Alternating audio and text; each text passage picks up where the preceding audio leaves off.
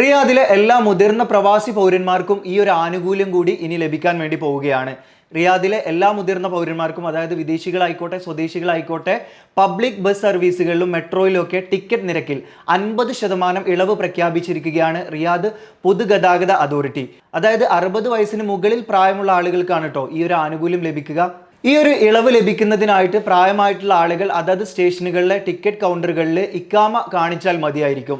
മുതിർന്ന പൗരന്മാർക്ക് കൂടുതൽ സേവനങ്ങളൊക്കെ ലഭ്യമാക്കുന്ന ശ്രമങ്ങളുടെ ഭാഗമായിട്ടാണ് ഇപ്പോൾ ഈ ഒരു പദ്ധതി പ്രഖ്യാപിച്ചിരിക്കുന്നത്. ഇപ്പോൾ ഈ ഒരു അധ്യയന വർഷത്തിന്റെ തുടക്കത്തിൽ തന്നെ റിയാദിലെ 6 വയസ്സിന് മുകളിലുള്ള മുഴുവൻ വിദ്യാർത്ഥികൾക്കും യൂണിവേഴ്സിറ്റി വിദ്യാർത്ഥികൾക്കും ഒക്കെ ടിക്കറ്റ് നിരക്കിൽ പബ്ലിക് ബസ്സുകളിലും മെട്രോകളിലൊക്കെ ടിക്കറ്റ് നിരക്കിൽ 50% ഇളവ് പ്രഖ്യാപിച്ചിട്ടുണ്ടായിരുന്നു. ഇതിനായിട്ട് വിദ്യാർത്ഥികൾ ചെയ്യേണ്ടത് ടിക്കറ്റ് കൗണ്ടറിൽ ഇക്കാമ കാണിക്കുക, അതോടൊപ്പം തന്നെ വിദ്യാർത്ഥിയാണെന്ന രേഖ ഹാജരാക്കുകയും ചെയ്യുകയാണ്.